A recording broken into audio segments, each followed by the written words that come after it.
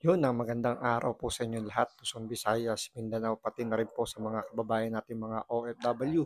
Welcome po sa Makapili TV. Ngayon po, napasugod po si Congressman Marcoleta para po magbigay ng suporta kay BP Sara.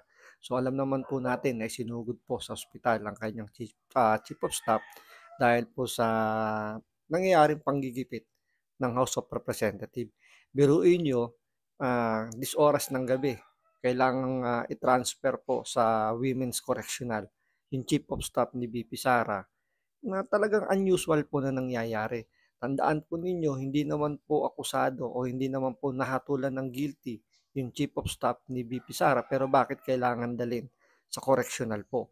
So yun po yung nag-trigger kung bakit po nagkaroon ng hindi magandang pangyayari. So, i-detain po, sinight in contempt ang Chief of Staff ni BP Sara dahil lang po sa tamang hinala na ang feeling po nila hinaharang po ng OBP yung letter o yung report ng COA para ibigay sa House of Representatives. Hindi po nila naintindihan kung ano po yung nilalaman ng sulat. Pero kailangan nilang ipilit na ito pinipigilan ng OBP. So dahil doon, isinet in contempt po ng isang kongresista na may kasong child abuse. Ito po ay guilty na po ito. Kung tutuusin, parang criminal na po ito dahil may verdict na po ito ng korte. Pero ang lakas po ng loob na siya yung magpakulong. At siya ang dapat nakakulong, ito nakalaya at atin pa po sa hearing ng Kamara. So ito, panoorin po natin itong naging statement po ni Congressman Marcoleta at panoorin po natin kung ano yung mga binitawan niya itong mga hindi naman pagbabanta pero madidiin po yung kanyang mga binitawang statement para tuliksain po yung kapwa niya mga mambabatas. So ito, panoorin po natin itong statement ni Congressman Marcoleta. Umuulan na, baka tayo magkasakit ha. Ano? Anong next move po ni VP Sara after dito sa Benji? Hindi ko po alam kung anong gagawin nila, pero sa tingin ko dahil may mga legal advisors naman po nila, pinakamaganda siguro ay petition should be filed in the courts of law para po malaman na natin kung tama po itong nangyayari. Sa akin palagay po kasi hindi na po tama yung processes and procedures so far taken by the House of Representatives are highly irregular. May motion kayong gagawin sa Congress? Meron namang hearing sa Monday. I think I will attend kahit na masama ang loob ko sapagkat ayaw ko nakikipag-away sana eh. Nakita nyo naman, nung una akong umattend doon, nagre-raise lang ako ng mga issues about procedures. Sabi ng chairman, hindi na raw ako member. As member, hindi na raw ako pwedeng mag-raise ng procedural issues. Saan ka naman nakakitang ganon? I am still, and the last time I checked, I am still an elected member of the House of Representatives. At dahil nga, member ako ng House of Representatives, kahit anong komite yun, kaya sabihin nilang hindi ako member, pwede ako magsalita at mag-participate. Kung pipigilan nila ako, di ba nyo naiintindihan kung anong klaseng procedure, kung anong klaseng tuntunin na ang meron kami? Ang 17 taong ko na sa Congress, ngayon ko lang po nakita ang mga pangyayaring ito. Nalulungkot po ako, nagdaramdam ako, nai-stress ako kung bakit nangyari ito. Ito lamang pagdinig na ito in aid of legislation. Kayo po na nasa media, alam kong nalalaman na ninyo, hindi na po in aid of legislation. Kung totoo po na isinasaalang-alang namin yung paggasta at kailangan po nating busisiin, tama naman po yun. Lahat tayo katungkulan nating maging transparent, maging accountable. Ang tanong, ang House of Representatives po ba ang gaganap sa tungkulin ng Commission on Audit? Pagka gano'n, tanggalin na po natin ang COA sapagkat sila na po ang nag-audit. Wala po sa tungkulin namin ang mag-audit. Kung sasabihin nila, hindi kami nag-audit. Ang ginagawa namin is investigation in aid of legislation. Okay, kung yun ang ating objective, bakit isa lang inimbestigan natin? Ilang opisina ba ang merong confidential fund sa palagay nyo? May idea ba kayo? NGAs na lang, National Government Agencies. Ilan ba karami ang National Government Agencies? Palagay mo na lang 500. Okay? At yung kalahati nun, binigyan ng confidential fund. Di 250 yun. LGU, sila ng LGUs. Mga mayors and gobernador. Palagay mo lang 1,000. Kalahati nun, 500. O di 750 na yun. What about the GOCCs? Government-owned and controlled corporations. Mga 300 yan. Kalahati na lang. 450. O palagay mo lang 1,000 na lang ang nabigyan na ahensya ng gobyerno. Bakit? Bakit Office of the Vice President lang? Wala pong nagtataka sa atin kung bakit ang pinipilit na isolate lang, ang pinipilit na gisain lang, Office of the Vice President.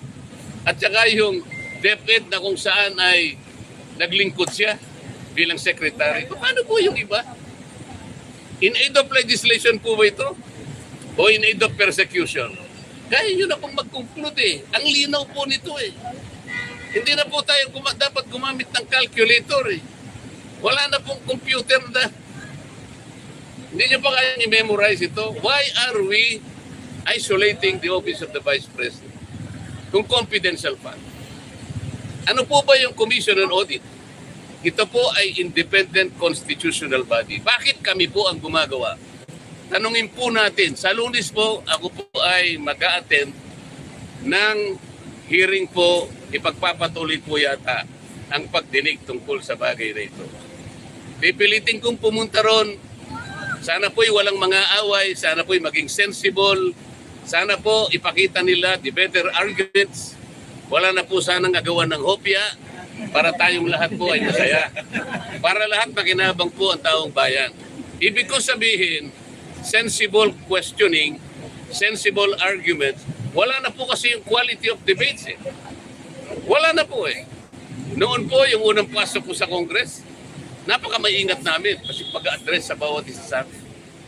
The Honorable Gentleman from Bohol, ganun kami. The Distinguished Congresswoman from Leyte. Ay ngayon po hindi. Duduruin ka pa eh. Sabi pa ng ito. Sasamahan pa yung panlalaki ng mata eh. Are you rebuking this committee? Nakita po kayo ng ganun. Nakakita na po kayo ng ganun. Ngayon ko lang po nakita, ewan ko po sa inyo, sa dami po ninyo, kung hindi po nyo nakikita ang nangyayari. Hindi po namin trabaho ang mag-audit. Yun pong audit observation memo o kaya notice of disallowance. By their very nature, ito po'y confidential. Confidential po eh. Bakit po ang House of Representatives kukunin nila po yung mga dokumento at sila mismo ang gagawa ng gawain ng COA? Ang ibig bang sabihin, gagawa po ba sila ng batas para i-abolish na po ang COA? Hindi po nila magagawa yun. Para ma-abolish mo ang COA, i-amend mo yung saligang batas. Nakakaintindihan po tayo? O, tanong po, ako na lang po nagsasalita. Tanong po. Bakit hindi pa po mapakulong si Franz Castro? Convicted na po siya, di ba? Criminal na siya. Kasi naman, hindi pa final na nag-executory. RTC lang po ang nagpakulong. Ang nag-charge sa kanya, kung na-convict siya, ngunit meron po tayong mga appeals. Pwede siguro po nag-appeal siya sa Court of Appeals. O sakasakali pong ma-confirm naman ng Court of Appeals yun, ma-affirm, pupunta pa po siya sa Korte Suprema. Ang Korte Suprema lang po ang final and executory arbiter. At pagkatapos po nun, kung sakasakali na i-affirm ng Korte Suprema yung naging hatol ng mga hukuman sa kanya, doon pa lang po siya makukulong. Hindi ba ito insulto sa mga abogado na hindi siya abogado, convicted pa siya, siya hindi nakukulong, siya ang nagpakulong sa isang abogado. Na actually, nakaka-insulto doon sa paraan na sinasabi niya, itong abogadong ipinakulong nila, ang sabi nila, obstruction of procedures. Baka hindi niya naintindihan kung ano yung obstruction. Ang una pong nag-obstruct ay yung Commission on Good Government. Ang pangalan po kasi ng ng committee is Committee on Good Government. O salaminin natin. Sabi po nila, sinight for contempt nila yung staff ng OBP sapagkat di umano siya ay nag-obstruct ng procedures and processes of the court. Sino po ang kauna-unahang nag-obstruct? Yung Committee on Bad Government. Hindi po niya trabaho yun eh. Hindi niya dapat panghimasukan. Pabayaan mo muna ang COA na gawin niya ang kanyang trabaho. Hindi po eh. Sabi niya, oy COA, dalin mo nga rito yung inyong mga pinagbabatayan dyan. Siguro ang babagal nyo, kami na ang gagawa niyan. Ang tanong, gawain ba ng Congress ang mag-audit? Eh sabi ko nga po sa kanya, sa magitan ng isang programa ko kahapon, palagay ko dapat mungkahi sa kanya, mag-resign na muna siya na member ng Congress at kung sakali pong siya'y tatanggapin na COA auditor, at saka po siya mag-audit. Yun po, tatanggapin ko yun kung sakasakali na siya po ay i-hire ng COA at nakita na pinakamagaling mag-audit, okay na po sa akin yun. Pero huwag ka muna maging congresswoman. Mag-auditor ka na lang muna. Para po yung gawain natin nasa mandato. Yun lang po yung gusto kong ipaliwanag sa inyong lahat. Sir, questions? Marco, sa pagbisita ni VP Sara, meron po ba kayo nakita ng paglabag? Doon sa... Saan pagbisita? Pagbisita ni VP Sara kay Laika doon sa house po. Yung pag-stay niya doon sa opisina ng kanyang kapatid. Wala akong makitang paglab doon sapagkat kung kami nga pwedeng matulog sa opisina na. Ako pwede akong matulog sa opisina ko kung sakaling alanganin na may pagkakataon kasing hindi na ako makauwi kasi masyadong sigido na yung panahon. Doon na lang muna ako sa aking opisina. Ngayon kung halimbawa binisita ng pangalawang Pangulo ang kanyang staff na nakakulong. Alam mo, galing Pilipino yun eh. Staff niya yun eh. Kung ako parang sumakit na yung loob ko sa nangyari sapagkat itong abogado, sinasabi niya lang, nakita ko kasi yung ibang bahagi ng proceeding. Parang ang pinagtuunan nila ng pansin, yung pagsulat niya sa COA na sinasabi niya, dapat kayong magpakadalos-dalos, wag muna ninyo silang bigyan ng dokumento sapagkat hindi pa conclusive yung audit observation memo. Totoo naman yun eh. Hindi po conclusive yun. Appealable, hindi final yun. Contestable po lahat yon. Ngayon, ginagawa lang ang tungkulin niya bilang isang abogado. Yun ang pagkakaintindi niya. Maski ako gagawin ko yun eh. Bakit niyo bibigyan sila ng dokumento para silang umako sa gagawin namin, ginagawa pa lang namin ang tungkulin namin eh. Halimbawa po sa isang nagluluto. Nagluluto pa lang po ako eh. May nakialam na po, sabi niya gano'n, bigay mo nga sa akin yung sandok na yan. Teka muna po paano? Ibigay mo nga sa akin yung ganito. Hindi po kami ang tagaluto rito Ba't po kayo nakikialam Kami po ang nasa kusina, kami po ang tagaluto rito. Bakit po kayo nakikialam? Ngayon, sinabi ng abogada, hindi pa po luto yan Niluluto pa lang namin, tsaka niya lang po tikman. Pag naluto rin, tsaka na lang po kayo gumawa ng paraan, i-criticize nyo po kami yung pagkakaluto po hindi tama ang pagkakaluto hindi po Niluluto pa lang natin. Yung mga sahogay nilalagay pa lang natin, yung mga sangkap inaayos pa lang natin.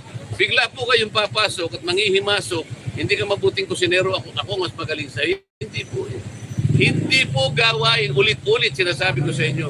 Kung ang pinag-uusapan in aid of legislation, nasaan po ang legislation na kanilang ginagawa? Sir, may naririnig ba kayong impeachment kay VP Sara sa House? Naririnig ko lang, pero alam ko papunta sila ron.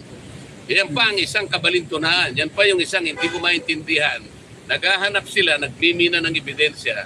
Kaya nga nila pinagpapatuloy ito. Pero ang tinatanong ko, kung talagang legitimate po ang kanilang ginagawa, kung talagang totohanan, kung talagang para sa bayan, maging accountable tayong lahat. Sa dinami-dami po ng mga ahensya na pinagkalooban ng confidential fund, bakit po nag-iisa lang? Bakit po pa ikot-ikot kayo sa nag-iisang ahensya? Wala na po ba kayong pakialam doon sa iba? Anong klaseng gawa nito?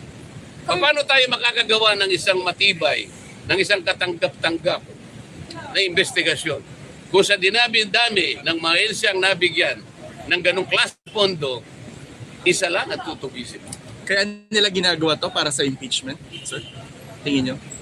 Isa sa paraan, baka sakaling makakuha siya. Hindi po ganun nga Baligtad po ang nangyari Hindi po kayo ang gagawa niyan. COA po ang magpapatunay kung ang pagkakagasta po ay hindi tama O tama, kayo po ay walang mandato na ganyan. Yun na po yung pinipilit ko sa kanila. Ang problema, pag ako po ay nagsasalita ng ginto, ina-advise ko po sila, wala naman silang makita o magamit na ibang argumento para sansalain na sinasabi ko that they should provide a better argument. Sabihin nila kung nagkakamali ako, wala naman silang masabi, aagawin na lang yung hopya. Yan lang naman eh. Pero tingin nyo gugulong ang impeachment if ever ipag-i-file? Diyos ko. May numbers ba? Hindi ko alam kung talagang gagawin nila.